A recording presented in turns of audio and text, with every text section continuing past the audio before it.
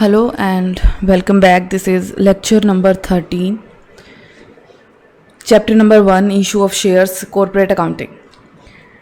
Last lecture में हमने buyback of shares के बारे में थ्योरेटिकल पोर्शन था वो पढ़ा था. आज के लेक्चर में हम कुछ प्रैक्टिकल क्वेश्चंस हैं जो देखेंगे बाईबैक से रिलेटेड.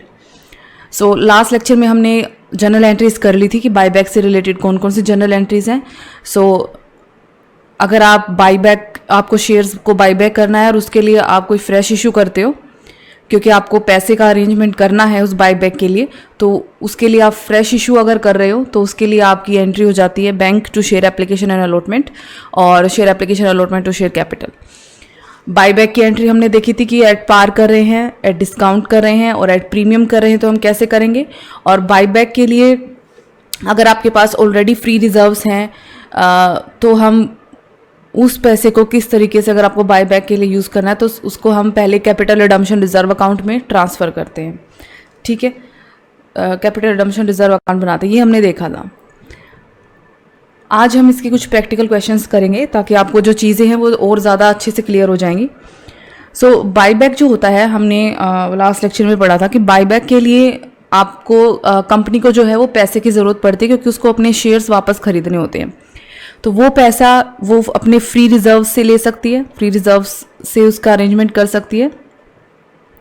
सिक्योरिटीज़ प्रीमियम अकाउंट की जो अमाउंट है उसका यूटिलाइजेशन हो सकता है इसके लिए, या अगर आप कोई आपकी जो आपकी मान लीजिए फ्रेश इशू करके या सिक्योरिटीज़ में अगर मान लीजिए कोई आप शेयर्स आपने इशू करे हैं या डिबेंचर्स आपने इशू करे हैं, उससे जो आप पैसे का अरेंजमेंट कर रहे हो बाईबैक के लिए, स्पेसिफिकली बाईबैक के लिए, तो उसका आप यूज़ कर सकते हो यहाँ पे बाईबैक करने के लिए. ठीक है, तो आज सबसे पहले हम स्टार्ट कर रहे हैं इलस्ट्रेशन नंबर 42. आपका क्वेश्चन में सबसे इंपॉर्टेंट चीज़ जो है आपको ये ध्यान में रखनी है कि आप जो बाईबैक कर रहे हो उसके लिए पैसा आप कौन कौन से सोर्सेज से ले रहे हो.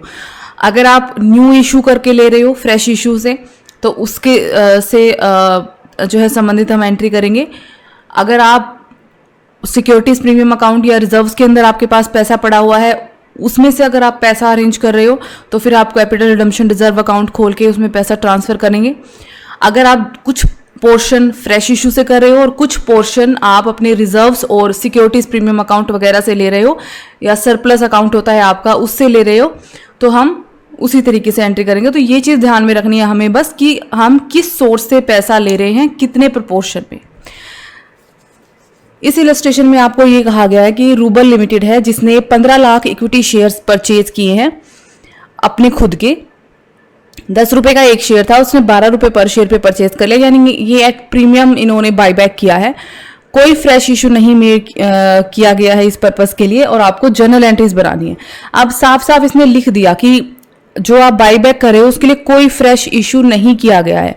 इट मीन्स आपने जो इस इशू के लिए जो बाईबैक के लिए जो पैसा अरेंज किया है वो आपने रिजर्व से लिया होगा. ठीक है, तो सबसे पहले हम क्या करेंगे, एक एंट्री बनाएंगे जिसमें हम कैपिटल रिडम्पशन रिजर्व में हम पैसा ट्रांसफर करेंगे. रिजर्व्स आपके फ्री रिजर्व्स जहाँ यहाँ हम जनरल रिजर्व लेके चलेंगे कि हमने जनरल रिजर्व अकाउंट से जो है पैसा ट्रांसफ़र किया है. तो आपकी एंट्री बन जाएगी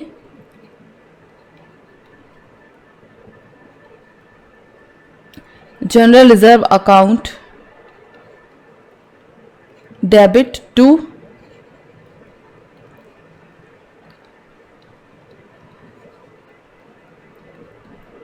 capital redemption reserve account.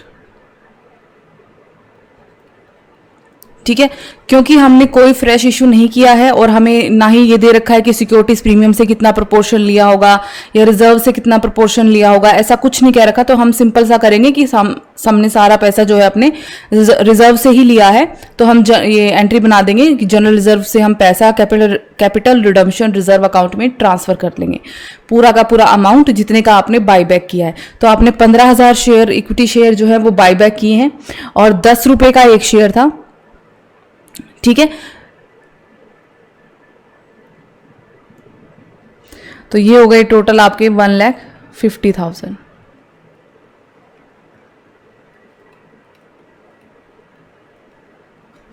Okay.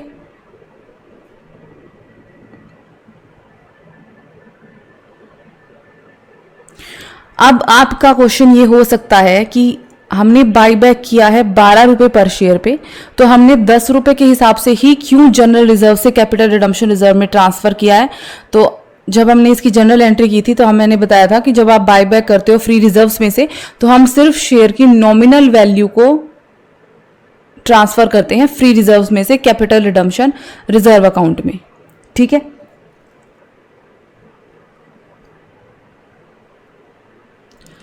So second entry हो जाएगी, ये हो जाएगा आपका ट्रांसफर ऑफ, या अगर मैं इसकी रीजनिंग लिखूं तो ये हो जाएगा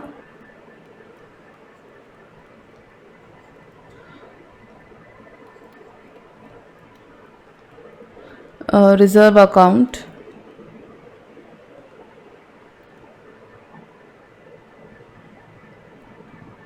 एक minute, transfer of 1,50,000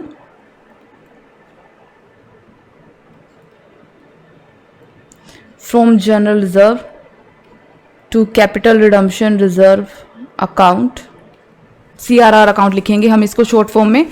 the nominal amount of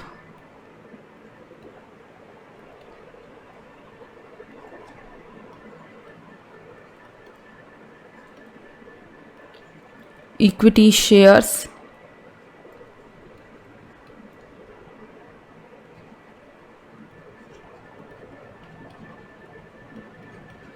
bought back out of free reserves।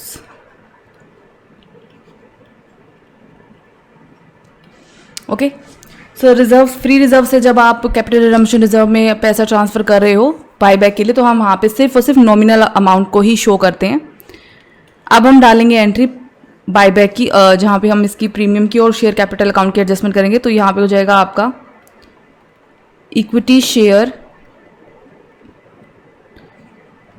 Capital account debit, जिसमें आपके शेयर की नॉमिनल वैल्यू जाएगी। अब हम करेंगे प्रीमियम की एंट्री। अब प्रीमियम की एंट्री में आप दो चीजें कर सकते हो, या तो आप यहाँ सिक्योरिटीज प्रीमियम अकाउंट लिख सकते हो, या फिर यहाँ पे आप जनरल रिजर्व अकाउंट लिख सकते हो। आप दोनों में से कोई भी अकाउंट यहाँ पे लिख सकते हो। ठीक है, तो हम एक जनरल रिजर्व अकाउंट लिखते हैं।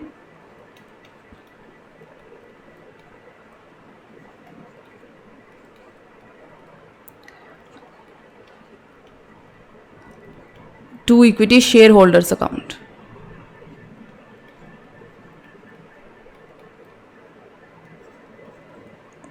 तो यहाँ पे आएगी शेयर्स की नॉमिनल वैल्यू जो कि आपकी है 1,50,000। 2 रुपये इसके ऊपर प्रीमियम था, तो 2 रुपये के हिसाब से 15,000 शेयर, ये हो गया 30,000 premium.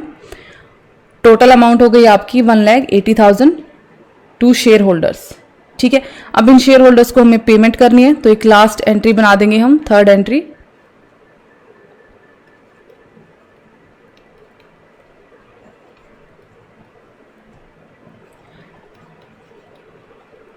Equity share holders account debit to bank account.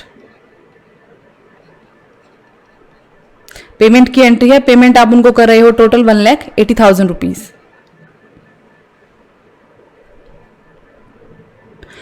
ये तो हो गया बिल्कुल सिंपल सा, जहां पे आपने कोई फ्रेश इश्यू नहीं की है, सारा का सारा अमाउंट आपने फ्री रिजर्व से लिया है।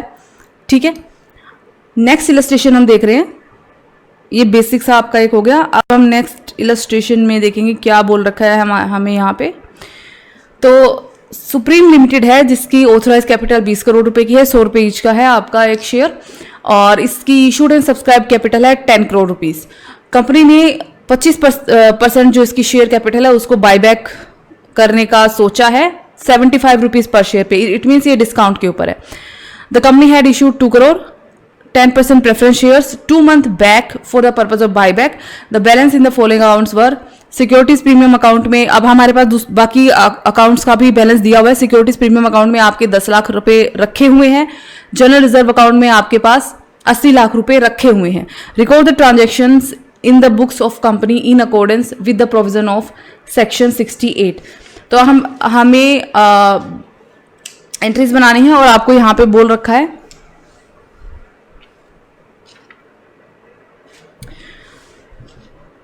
आपके पास सिक्योरिटीज प्रीमियम अकाउंट का पैसा है, आपके पास जनरल रिजर्व अकाउंट में कितना पैसा है और आपने कितना बाई बैक करना है, तो 10 करोड़ रुपीज आपकी टोटल है issued and subscribe capital.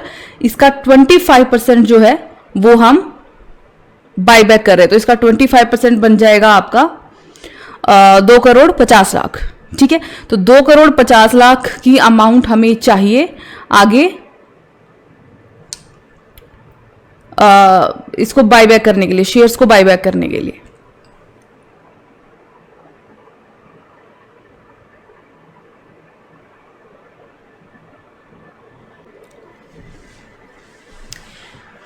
Total amount हमें जो चाहिए है शेयर्स को बाई बैक करने के लिए वो चाहिए है 2,50,00,000।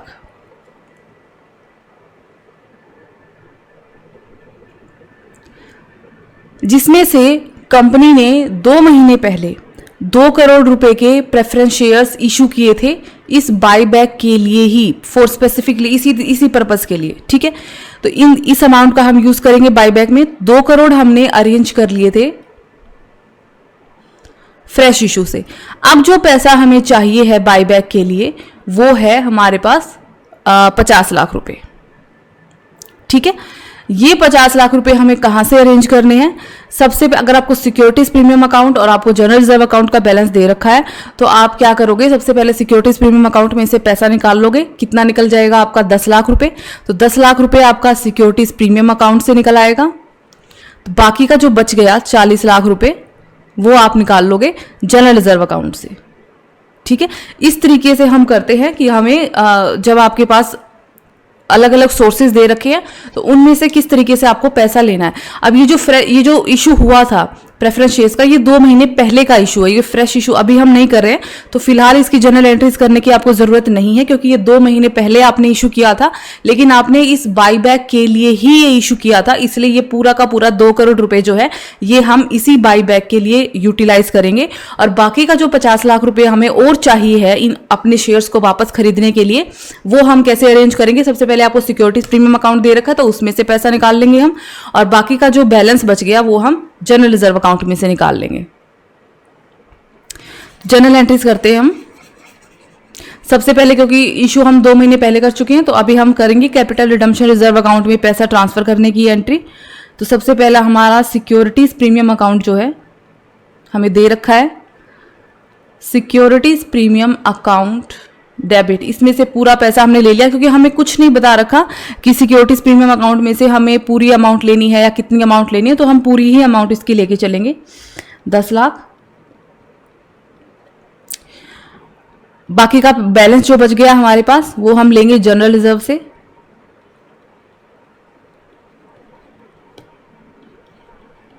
₹40 लाख।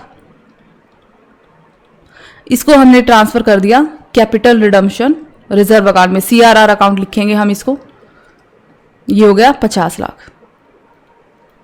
और 2 करोड़ हम 2 महीने पहले ही इसी बाई बैक के लिए शेयर्स को हमने इशू कर लिया था, प्रेफरेंस शेयर्स को। ठीक है, 2 करोड़ हम वहां से लेंगे। अब हम करेंगे बाई बैक की एंट्री, तो हम एट डिस्काउंट बाई बैक कर रहे हैं क्योंकि 100 रुपए का एक शेयर था, आप 75 रुपीज पर शेयर पे इसको बाई बैक कर रहे हो। तो एंट्री बनेगी हमारी equity share capital account debit to, discount पे है तो हम डिस्काउंट को कैपिटल रिजर्व अकाउंट में डालते हैं,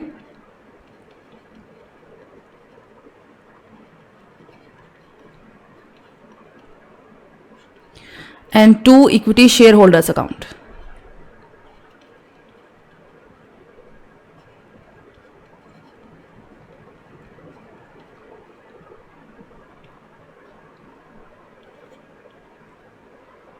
ठीक है, इक्विटी शेयर कैपिटल अकाउंट में आपके पास जाती है नॉमिनल वैल्यू, जितने का आप बाई बैक कर रहे हो, तो नॉमिनल वैल्यू हमारे पास है 2,50,00,000। कैपिटल रिजर्व में वो अमाउंट जाती है जो आपने डिस्काउंट दिया है, और इक्विटी शेयर होल्डर्स में वो अमाउंट जाती है जो आपको एक्चुअल में शेयर होल्डर्स को पे करनी है। तो आप 100 रुपये का शेयर आप 75 पर शेयर के ऊपर आप इशू कर रहे हो, इसका मतलब ये है कि यहाँ पे आप 25 रुपये का डिस्काउंट दे रहे हो। 25 रुपये के हिसाब से डिस्काउंट की जो अमाउंट निकलेगी वो निकलेगी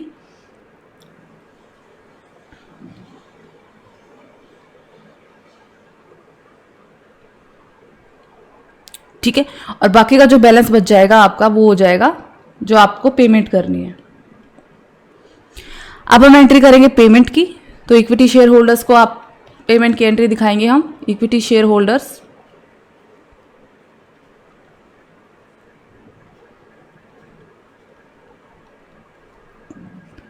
account debit to bank account. Reasoning आप डाल दोगे payment made for to equity share holders, ये हो जाएगा आपका। और यहाँ पे ठीक है। तो यहाँ हमारे पास बोल रखा था कि हमने फ्रेश इशू भी की, सॉरी हमने शेयर्स भी इशू किए थे बाईबैक के लिए। हमारे पास सिक्योरिटीज प्रीमियम अकाउंट में भी पैसा पड़ा हुआ है और हमारे पास जनरल रिजर्व अकाउंट में भी पैसा पड़ा हुआ है। तो हम कैसे उन सोर्सेज से पैसा ले रहे हैं अपने बाईबैक करने के लिए, और हम बाईबैक कर रहे हैं। नेक्स्ट इलस्ट्रेशन देखते हैं। इसमें हमें कहा गया है कि सिम्पसन एंड सिम्पसन लिमिटेड है जिसने एक रेजोल्यूशन पास किया है। 40,000 इसके शेयर है, फुल्ली पेड शेयर है। ऑब्वियस सी बात है, आप फुल्ली पेड को ही बाईबैक कर सकते हो। 10 रुपए का एक शेयर है और 13 रुपए पे आप इसको बाईबैक कर रहे हो, यानी आप एट प्रीमियम शेयर्स को वापस खरीद रहे हो। इस पर्पस के लिए इसने क्या किया है, 15,000 शेयर प्रेफरेंस शेयर 10 रुपए के एट पार इशू करे हैं। तो यहाँ पे हमारे पास ये फ्रेश इशू है, यानी अभी आप इशू कर रहे हो फ्रेश इशू। तो इसकी एंट्री हम बनाएंगे। सारी की सारी अमाउंट आपको एप्लीकेशन पे 10 के 10 रुपए मिल रही है। कंपनी 50,000 जो बाकी का बैलेंस बच गया, जो अमाउंट आपकी बच जाएगी, उसमें से 50,000 रुपए ये अपने सिक्योरिटीज प्रीमियम अकाउंट में से निकाल रही है और बाकी का जो बैलेंस है वो अपने जनरल रिजर्व अकाउंट से ये निकाल रही है। ठीक है।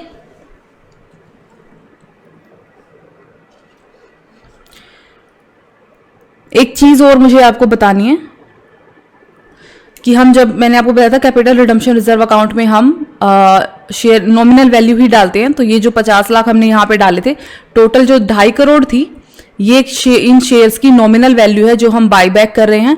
इसमें से 2 करोड़ तो आपने इशू करके ले लिए थे, लेकिन जो 50 लाख है वो भी नॉमिनल वैल्यू ही है उन शेयर्स की, सिर्फ उसको ही हम कैपिटल रिडम्पशन रिजर्व में डालते हैं। तो ये ध्यान रखना कि कौन से अकाउंट में कौन सी वैल्यू जाएगी।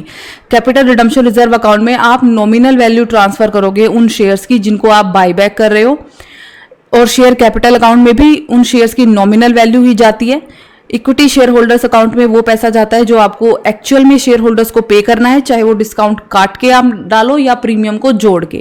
कैपिटल रिजर्व अकाउंट में आप डालते हो डिस्काउंट की अमाउंट, और सिक्योरिटीज प्रीमियम अकाउंट या जनरल रिजर्व अकाउंट इसमें आप डालते हो प्रीमियम की अकाउंट। आप दोनों में से कोई भी टर्म यूज कर सकते हो।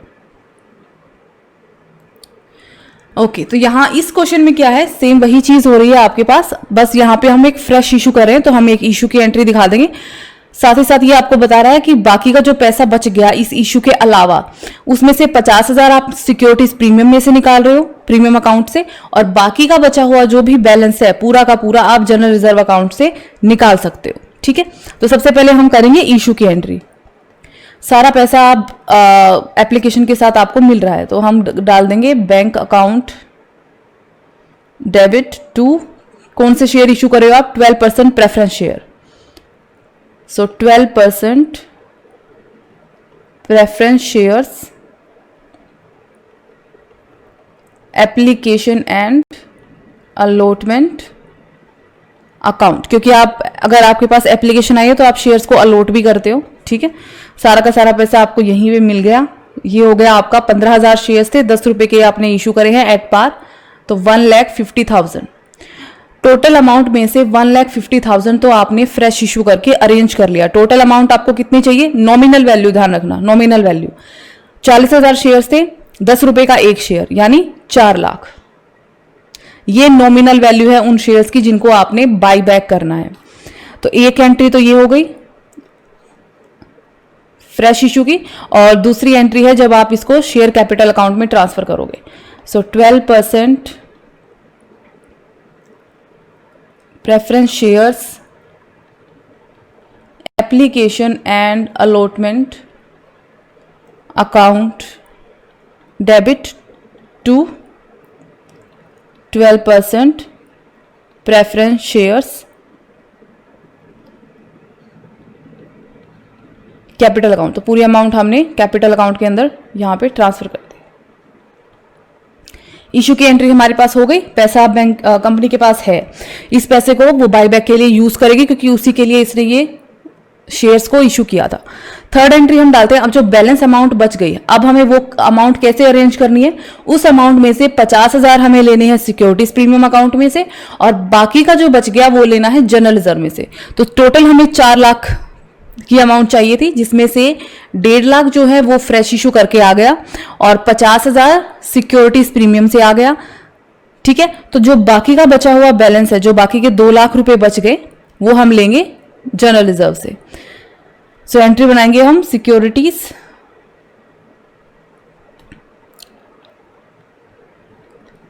Premium account debit, general reserve account debit to capital redemption reserve account. Securities premium से 50,000 का अरेंजमेंट हुआ है, 2 लाख रुपए का अरेंजमेंट हुआ है जनरल रिजर्व से, और ये टोटल आपके 2.5 लाख रुपए हो गए कैपिटल रिडम्पशन रिजर्व अकाउंट में ट्रांसफर हो गए। अब इन पैसों का इस्तेमाल हम बायबैक के लिए पेमेंट करेंगे, उस टाइम करेंगे। ठीक है, अब हम करते हैं बायबैक। तो बायबैक आप कर रहे हो एट प्रीमियम, 10 रुपए का की नॉमिनल वैल्यू है और 13 रुपए पे आप बायबैक कर रहे हो, तो 3 रुपए आपका प्रीमियम है। एंट्री बन जाएगी इक्विटी शेयर कैपिटल अकाउंट, जिसमें शेयर्स की नॉमिनल वैल्यू आएगी, नॉमिनल वैल्यू उन शेयर्स की जिनको आप बायबैक कर रहे हो, जो कि है 4 लाख।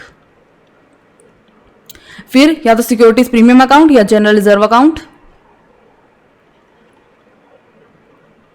ठीक है, यहां से आप वो अमाउंट डालोगे जो आप सिक्योरिटीज प्रीमियम, जो प्रीमियम के नाम से आपको पे करोगे आप। तो प्रीमियम है 3 रुपए का और शेयर्स हैं आपके 40,000, तो 4 × 12 1,20,000 to equity share holders account.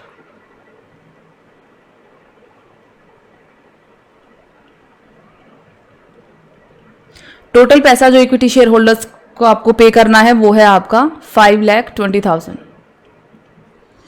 Last entry हो जाएगी पेमेंट की।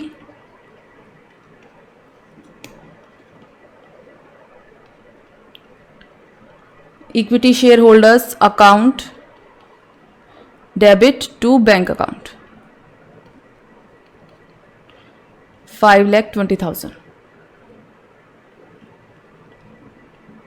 ठीक है, अब हम जाते हैं अगले इलस्ट्रेशन पे। अब ये जो पहले आपने जितने भी इलस्ट्रेशंस किए हैं, ये आपको ये समझाने के लिए थे कि आपको किस तरीके से जनरल एंट्रीज बनानी है और किस तरीके से जो आपको पैसा अरेंज करना है बायबैक के लिए, वो जिन जिन सोर्सेज से आपको बोल रखा है, तो कैसे वहां से निकालना है, कितना पैसा कितने में किस सोर्स से लेने के लिए आपको बोला गया है, उसकी कैसे एंट्री होगी, वो चीजें सीखने के लिए। अब हम आते हैं वो उस क्वेश्चन पे, जैसे आपके एक्चुअल में जो आपसे पूछा जा सकता है क्वेश्चन, वो कैसा होता है। ठीक है, तो यहाँ पे आपको इलस्ट्रेशन नंबर 45 देख रहे हैं।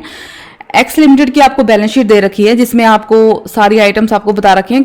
कैपिटल साइड पे, इक्विटी एंड लायबिलिटी साइड पे कौन सी है, एसेट कौन सी है आपके पास। फिर आपको इनको शेयर कैपिटल को, रिजर्व एंड सरप्लस को डिटेल में आपको डिटेल्स दे रखी है इनकी, कि आपके पास सिक्योरिटीज प्रीमियम अकाउंट है, टोटल जो आपका रिजर्व एंड सरप्लस है वो आपको दे रखा है यहाँ पे 36,60,000। इसमें से सिक्योरिटीज प्रीमियम की 15 लाख है, जनरल रिजर्व के 13,50,000 है और सरप्लस के 8,10,000 है। तो रिजर्व का पैसा हम यूज करते हैं आपके बायबैक के लिए। तो इन तीनों ही सोर्सेज से हम अमाउंट ले सकते हैं। फिर आपके पास डिबेंचर्स का अमाउंट दे रखा है, आपके पास और दूसरी लायबिलिटीज दे रखी हैं और एसेट दे रखी हैं। नीचे आपको बोल रखा है एडिशनल इंफॉर्मेशन में कि आपको बायबैक करना है 20% of equity share eight 16 each. जितने भी आपकी इक्विटी शेयर कैपिटल है उसका 20% आपको बायबैक करना है और 16 ईच पे करना है। ये जो आपके पास शेयर दे रखे हैं, इनकी नॉमिनल वैल्यू है 10 रुपए और आपको 16 रुपीज पे आपको जो है इसका बायबैक करना है, यानी 6 रुपए आप प्रीमियम के ऊपर बायबैक कर रहे हो। ठीक है, शेयर कैपिटल आपको दे रखी है 80 लाख रुपए। इस 80 लाख का आपको 20% बायबैक करना है। तो 80 लाख का अगर आप 20% निकालोगे तो ये बन जाएगा 16 लाख, यानी 16 लाख टोटल ये आपकी नॉमिनल वैल्यू है उन शेयर्स की जिनको आपको बायबैक करना है। तो हमें टोटल 16 लाख रुपए यहां पे चाहिए, एक्सेप्ट प्रीमियम। प्रीमियम अलग है। कैसे चाहिए, कैसे आपने अरेंज किया है?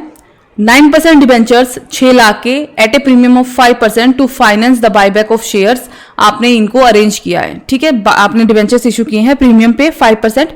ये जो प्रीमियम के 5% है, ये जो प्रीमियम है, इसको आप यूटिलाइज करोगे इस बायबैक के लिए। आपने इन्वेस्टमेंट सेल की है, 5 लाख की इन्वेस्टमेंट थी जिसको आपने 6 लाख पे सेल किया है, 1 लाख रुपए प्रॉफिट पे सेल किया है, ये आपका बनता है सरप्लस। इस सरप्लस की अमाउंट को आप यूज करोगे बायबैक के लिए। आपको जनरल रिजर्व में 4 लाख का बैलेंस मेंटेन करके रखना है। इसका मतलब यह है कि जनरल रिजर्व में आपके जो टोटल 13,50,000 रुपए दे रखे हैं, उसमें से आप बाकी सारे रुपए इस्तेमाल कर सकते हो, लेकिन 4 लाख रुपए आपको छोड़ने पड़ेंगे इस रिजर्व अकाउंट के अंदर।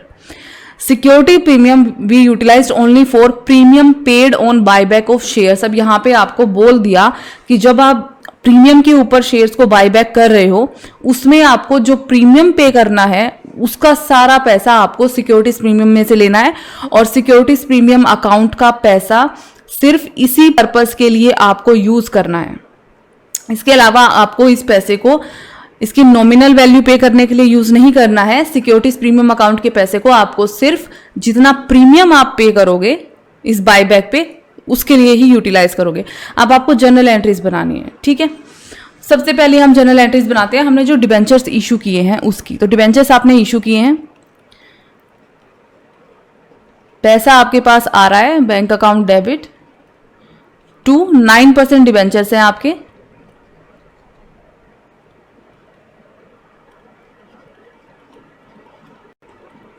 एंड प्रीमियम पे आप इनको इशू कर रहे हो।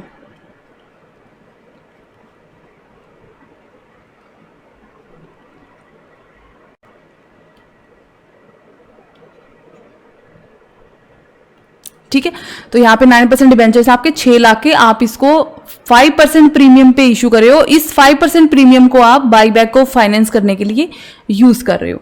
तो 6 लाख तो इसकी शेयर्स की इनकी वैल्यू हो गई नॉमिनल।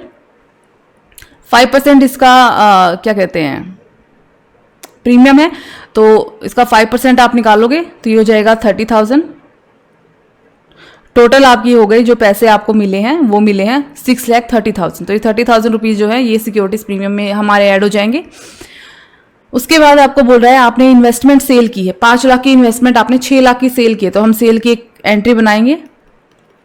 पैसा आपके पास आया, बैंक अकाउंट डेबिट,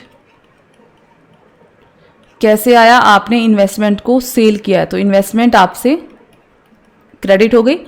और टू सरप्लस अकाउंट, सरप्लस का मतलब है जो प्रॉफिट आपको एक्सेस, मतलब प्रॉफिट जो आपको हुआ है, जो सरप्लस पैसा मिला है। तो 5 लाख की एसेट थी, इन्वेस्टमेंट आपकी थी 5 लाख की, आपने टोटल बेची है 6 लाख की, तो सरप्लस में कितना पैसा गया, 1 लाख। ठीक है, इस 1 लाख को भी आपको, ये जो सरप्लस है हम सिर्फ इसको यूज कर सकते हैं।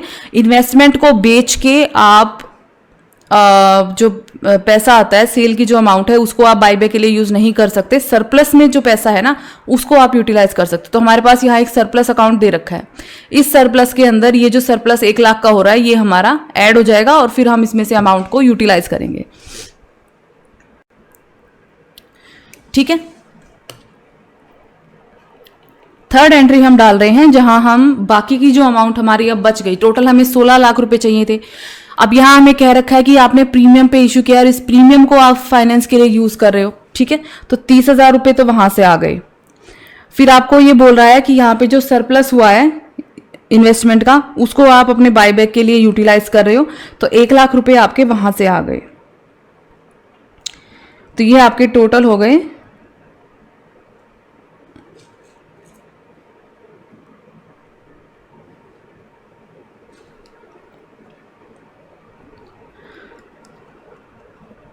16 लाख रुपए हमें चाहिए थे। ठीक है, सिक्योरिटीज प्रीमियम का पैसा तो आप सिर्फ प्रीमियम पे करने के लिए यूज कर सकते हो, तो सिक्योरिटीज प्रीमियम अकाउंट को हम यहाँ नहीं छेड़ेंगे, क्योंकि आपको क्वेश्चन में बोल रखा है कि सिक्योरिटीज प्रीमियम का पैसा आप सिर्फ प्रीमियम को पे करने के लिए यूटिलाइज करोगे। अगर नहीं बोल रखा होता तो हम नॉमिनल वैल्यू के लिए उसको यूज करते। अब हमारे पास बच गई ये 2 चीजें, जनरल रिजर्व और सरप्लस। ये डिबेंचर के इशू में हमें बोल रखा है कि इस प्रीमियम को हम यूज कर सकते हैं, तो ये भी प्रीमियम ही है, तो ये प्रीमियम है, सिक्योरिटीज प्रीमियम अकाउंट में ऐड होगा, तो ये सिर्फ प्रीमियम को पे करने के लिए यूज होगा। ठीक है, तो यानी हमारे पास सिर्फ दो ही चीजें बच गई, general reserve and surplus account. तो सारा पैसा हम सिर्फ यहां से ही निकाल सकते हैं। ठीक है, अब सरप्लस का जो 1 लाख था वो यहाँ पे हमारा ऐड हो गया, जो हमने इन्वेस्टमेंट बेच के सरप्लस कमाया है। जनरल रिजर्व में हमें बोल रखा है 4 लाख आपको जनरल रिजर्व में मेंटेन करके रखने हैं। तो हमारे पास टोटल है 13,50,000। इसमें 4 लाख आपको छोड़ने हैं। बाकी का जो 9,50,000 बच गया वो आप पेमेंट के लिए यूज कर सकते हो। ठीक है, अब 9,50,000 मैंने इस जगह से अगर अरेंज कर लिए हैं तो बाकी का जो 6,50,000 बच गया वो कहाँ से ले रही हूं मैं, वो ले रही हूं मैं यहां से सरप्लस अकाउंट से, जिसमें से 1 लाख तो ये वाले हैं जो हमने इन्वेस्टमेंट बेच के कमाए हैं, और बाकी का 5,50,000 ये जो ऑलरेडी इस अकाउंट में बैलेंस था उसमें से हमने लिए हैं। ठीक, एक बार मैं दोबारा से बता देती हूँ आपको, क्वेश्चन को आपको ध्यान से पढ़ना है कि आपको पैसा कहाँ कहाँ से लेने के लिए कहा गया है। बाईबैक आपको करना है 20% इक्विटी शेयर्स को, 16 रुपए ईच पे आप बाईबैक कर रहे हो, तो 20% इक्विटी शेयर, इक्विटी है आपकी 80 लाख, इसका 20% बनता है 16 लाख। ये है आपकी नॉमिनल वैल्यू। ठीक है, जो 6 रुपए एक्स्ट्रा है वो प्रीमियम है, कैसे पे करना है वो हमें आगे बता रखा है। अब कैसे आप इनको बाईबैक करोगे, इन 4 एंट्रीज में आपको बोल रखा है। सबसे पहले बोल रखा है कि इसने डिबेंचर्स इशू किए हैं प्रीमियम पे, बाईबैक ऑफ शेयर्स को फाइनेंस करने के लिए। ये जो प्रीमियम है इसका यूटिलाइजेशन हम करेंगे बाईबैक के लिए। फिर आपको बोल रखा है आपने इन्वेस्टमेंट को सेल किया है और आपको 1 लाख रुपए प्रॉफिट पे सेल किया है, जिसको हम सरप्लस भी बोल देते हैं। तो हमारे पास एक सरप्लस अकाउंट दे रखा है, इस 1 लाख रुपए को हम इसमें ऐड कर लेंगे, इसको हम यूज करेंगे अपने बाईबैक के लिए, हमें बोल रखा है। फिर है आपको जनरल रिजर्व में 4 लाख का बैलेंस मेंटेन करके रखना है, यानी 4 लाख छोड़ के बाकी जितना भी पैसा है जनरल रिजर्व अकाउंट में वो सारा आपको बाईबैक के लिए यूज करना है।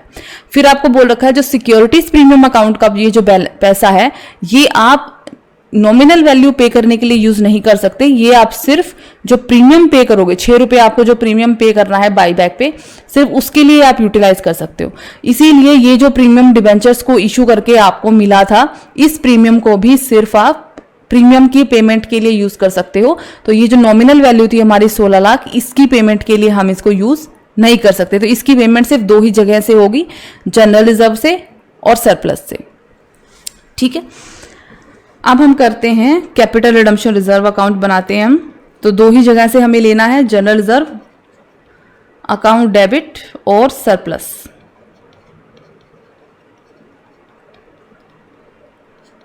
To capital redemption reserve account. तो टोटल जो नॉमिनल वैल्यू थी वो थी 16 लाख। इसमें से 9,50,000 हम जनरल रिजर्व में से निकाल रहे हैं, 4 लाख छोड़ के।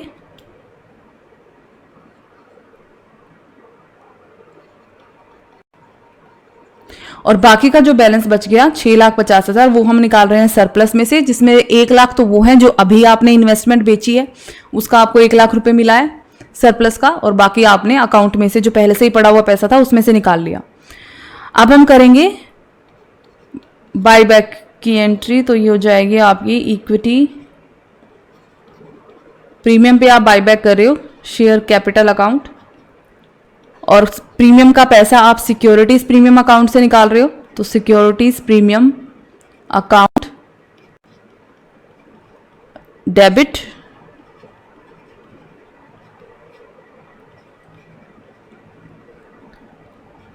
To equity share holders account. ठीक है, तो यहां जाएगी नॉमिनल वैल्यू, नॉमिनल वैल्यू है आपकी 16 लाख। यहां जाएगी प्रीमियम की अमाउंट, तो प्रीमियम की अमाउंट आपकी बनेगी इस 6 रुपए का जो आप प्रीमियम दे रहे हो,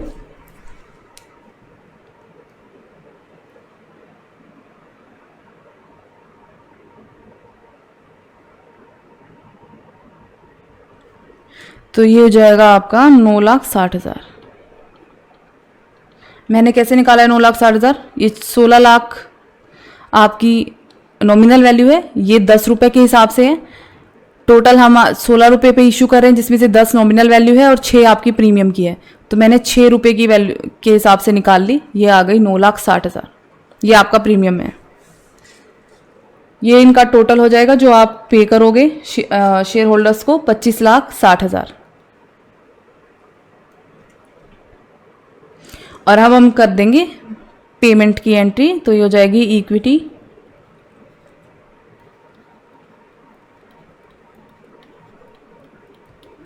share holders account debit to bank account. Main चीज़ यही है, आपको सिर्फ ये देखना है कौन से सोर्स से आपने कितना अमाउंट निकाला है इस बाईबैक के लिए।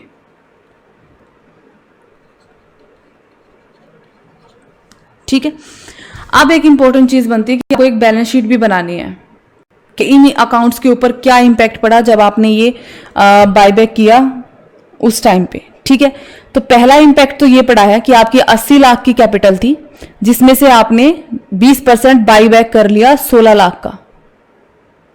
ये नॉमिनल वैल्यू है तो हम इसमें से भी नॉमिनल वैल्यू ही घटाएंगे, तो आपकी जो शेयर कैपिटल अब बच गई अकाउंट में, वो बच गई सिर्फ 64 लाख। एक फर्क तो ये पड़ा है। दूसरा फर्क आपका पड़ा है इस पार्ट के ऊपर, रिजर्व एंड सरप्लस के ऊपर। रिजर्व एंड सरप्लस के ऊपर आपका क्या फर्क पड़ा है, इसके एक तो ये फर्क पड़ा है कि यहां पे आपके पास एक नया रिजर्व क्रिएट हो गया,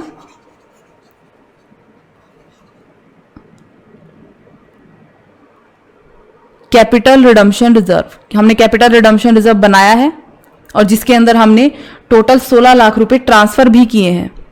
ठीक है, तो एक तो ये रिजर्व बन गया आपका 16 लाख रुपए से, एक तो ये फर्क पड़ा है रिजर्व एंड सरप्लस पे। दूसरा फर्क क्या पड़ा है कि आपके पास जो सिक्योरिटीज प्रीमियम था टोटल 15 लाख रुपए का।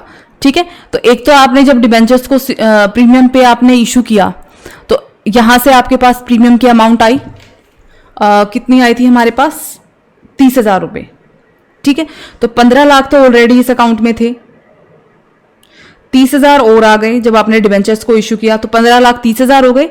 इस 15 लाख 30,000 में से आपने बाईबैक के टाइम पे प्रीमियम जो पे किया है 9,60,000 रुपए, ये आपने पे कर दिया। तो आपके पास अब प्रीमियम अकाउंट में, सिक्योरिटीज प्रीमियम अकाउंट में जो पैसा बच गया, एक्चुअल जो पैसा अभी आपके पास बचा हुआ है वो है आपके पास 5,70,000। एक ये फर्क पड़ा। ठीक है, कि जब आपने डिबेंचर्स इशू किए प्रीमियम पे तो आपके पास प्रीमियम का पैसा आया, वो 30,000 इसमें ऐड हो गए।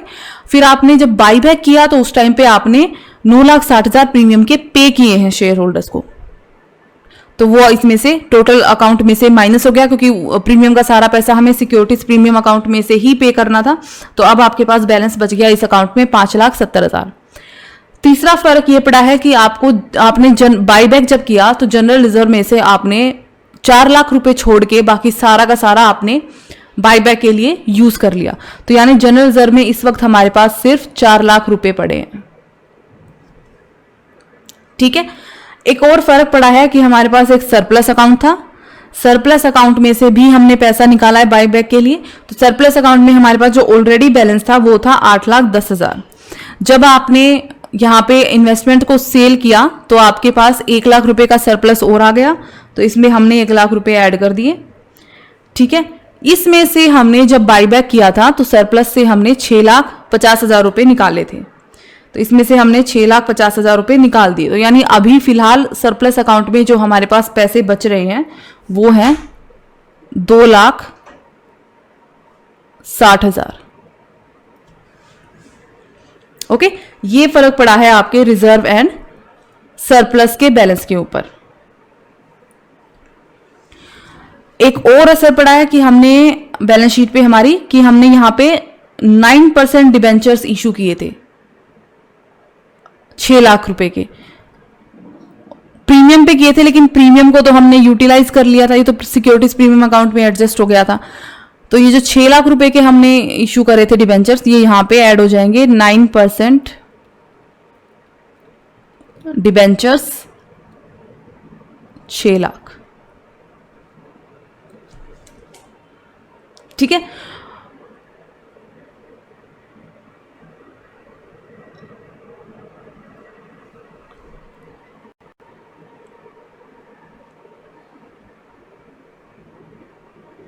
इसके अलावा एक चीज ये होगी कि आपके बैंक बैलेंस पे भी असर पड़ेगा। आपके पास पहले कैश एट बैंक था 20 लाख रुपए, फिर आपने जब डिबेंचर इशू करे तो आपके पास पैसे आ गए 6,30,000 रुपए, तो ये यहां पे कैश एट बैंक में ऐड हो गए। फिर आपने जब इन्वेस्टमेंट को बेचा तो आपके पास पैसे आ गए, बैंक अकाउंट को डेबिट किया हमने 6 लाख से 6 लाख रुपए। और फिर जब आपने शेयर होल्डर्स को बाय बैक की पेमेंट करी तो ये 25,60,000 रुपए आपके माइनस हो गए, तो ये हम यहां पे माइनस कर देंगे। ये बैलेंस बच जाएगा आपके पास 6,70,000 का। ये असर पड़ा आपकी बैलेंस शीट के ऊपर इस पूरे बायबैक की प्रोसेस का। ठीक है, तो इस तरीके से होती है आपकी बायबैक की प्रोसेस। आपको बस ये ध्यान देना होता है क्वेश्चन में कि आपको क्या करने के लिए कहा गया है, उसको ध्यान से पढ़ना है कि आपको बायबैक करना है, कितने शेयर्स का बायबैक करना है और उसकी नॉमिनल अमाउंट क्या निकलती है और किस तरीके से आपको पेमेंट करनी है उन शेयर्स के लिए। नॉमिनल वैल्यू कहाँ से पे हो रही है, प्रीमियम का पैसा आपको बोल रखा है कि कहाँ से पे हो रहा है। ठीक है, तो इस तरीके से हम बायबैक की एंट्रीज करेंगे।